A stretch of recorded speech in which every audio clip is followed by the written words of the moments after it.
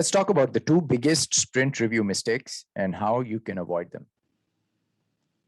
So the sprint review, according to the Scrum guide, is an opportunity where we inspect the outcome of the sprint and we determine the future adaptations. What course correction could we integrate or implement based on what we just saw? The first mistake that I see teams making is that they treat the sprint review as just a demo or a status report to their executives, or maybe some kind of a promotional event. It's almost as if the developers and the Scrum team, they are showing up to the meeting with their hands folded to say, please, please, please, say nice things. And if that's the tone of the meeting, that's the perspective of the meeting, usually there are one or two outcomes. Outcome number one, which is probably what the Scrum team wants, is the stakeholders are like, man, you nailed it, and you spike the football and you walk out like champions. Or the other is everybody says, you suck. And the stakeholders are very frustrated. In some unhealthy organizations, they may not even verbalize their frustrations, but in front of the team, they might either be silent or they may say everything is fine, but behind the scenes, then they might chew up people. But there's a lack of transparency, in terms of what the stakeholders truly felt about what was done or what was accomplished or not accomplished. So you may hear me and you may say, okay, but how can we shift our sprint reviews from being just a demo or a status report or a promotional event? Your goal is to frame the sprint review as an opportunity where stakeholders come in and they sample the product, they get a sense of the product and its trajectory. And then all of the stakeholders, they crowdsource their wisdom to suggest what kind of adjustments you might make to the product in the upcoming sprint and thereafter. So framing the conversation is super important because it's possible many of your stakeholders have never attended a Scrum training, and maybe they don't need to, but it is important for you who may have attended a Scrum training or may be knowledgeable and educated about the spirit and letter of Scrum, that you know how to frame the conversation effectively and you reframe it from just a demo or a status report or a promotional event to an opportunity to crowdsource the wisdom. The second biggest mistake is related to another aspect of the Scrum guide.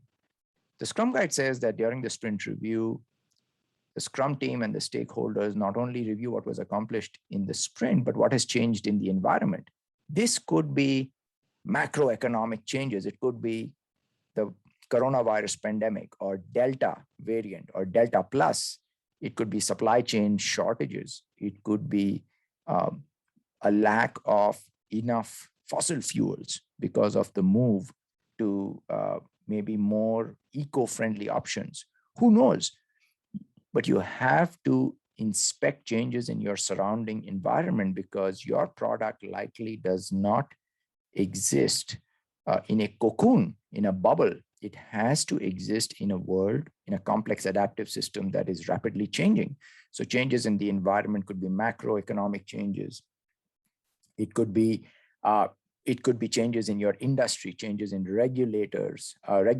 It could be changes in competition, how your competition is responding to you, changes in preferences from your customers.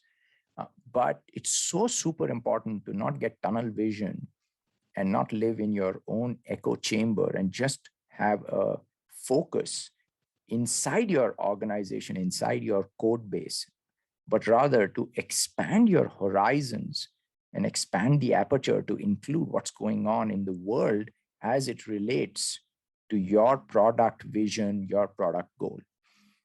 So this is the second biggest mistake that I have seen organizations make when it comes to sprint reviews, ignoring what has changed in the environment as they crowdsource ideas to course correct and to adapt the product backlog for upcoming sprints.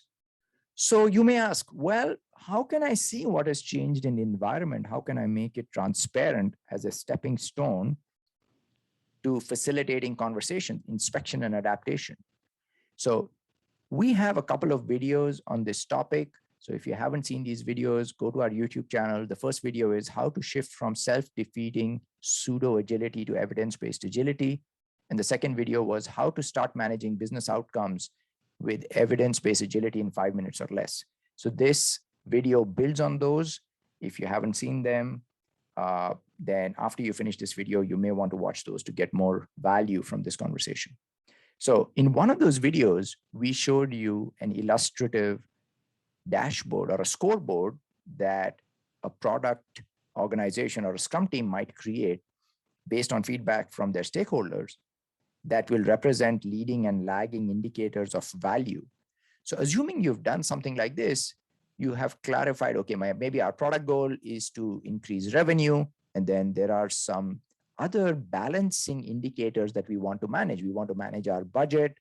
We want to be laser focused on customer delight and make sure that we are minimizing unintended consequences because the customer is the reason we exist. And a leading indicator for customer delight is probably defects. If you have a high quality product, chances are the probability of having high customer delight is higher. And the inverse is also true. Low quality, low delight. Also, you want to focus on responsiveness. So you want to set some targets for your feature cycle time or your time to market. And finally, delighted employees create amazing products that result in delighted customers. So you've got to keep an eye on employee delight. And if employees are frustrated, they may leave, or what's worse is that they may stay. So imagine we created a scoreboard like that, and then we are coming prepared to the sprint review. And now we're not just looking at sprint review as a demo or a promotional event or a status report, but we are looking at what has changed in the environment. And we can see here that the revenue trends are not what we expect. So the delta between the actuals and the target could contain some wisdom, some opportunity for course correction. So there is transparency here. You are seeing the inspection, the delta between the target and the actual. There could be some undesirable deviation. And as the Scrum Guide says, the moment you notice some unacceptable deviation, you must try and rectify it at the earliest possible opportunity. Similarly, we are in the sprint review.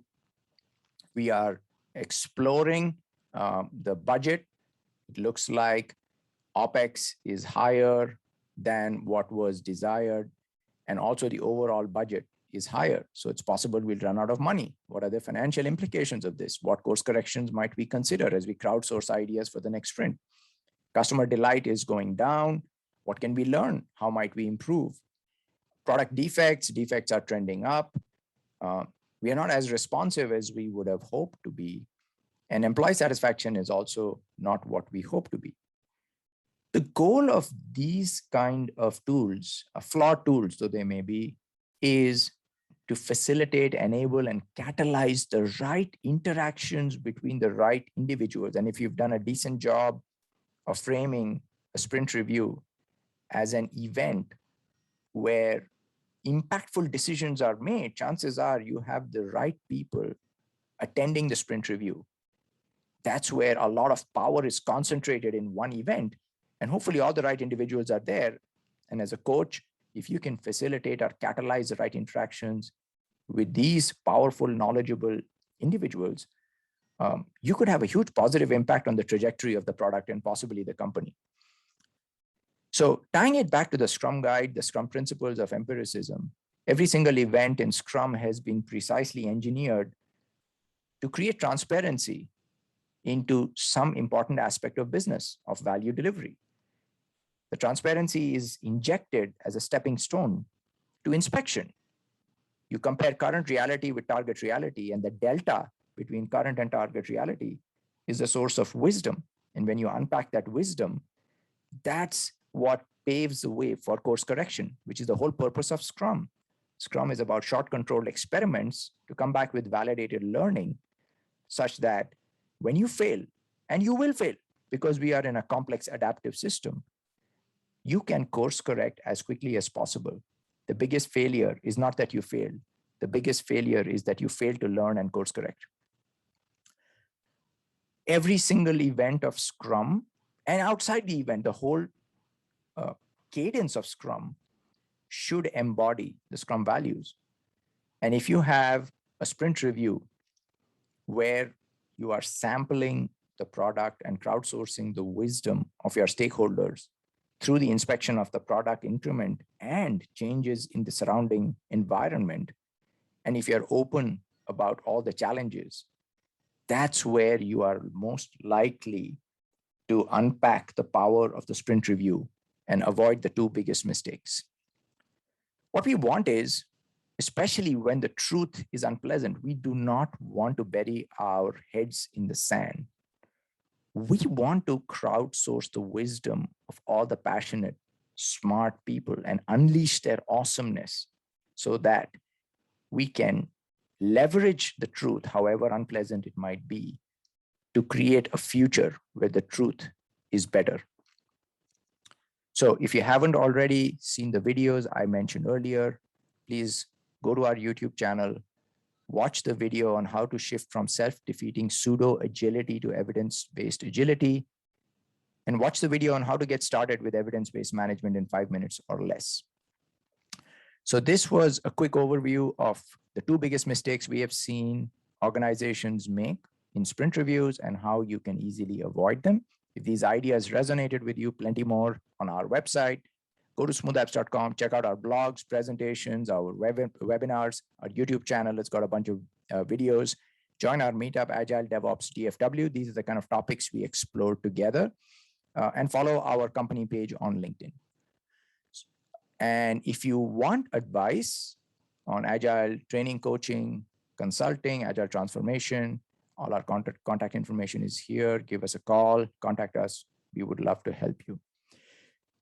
If you're curious on how you might set up outcome-based scoreboards with leading and lagging indicators, we just launched a new product, Al Dente. If you want to get set up, go to aldente.cloud, send us a request, and we'll be happy to set you up with an evaluation account.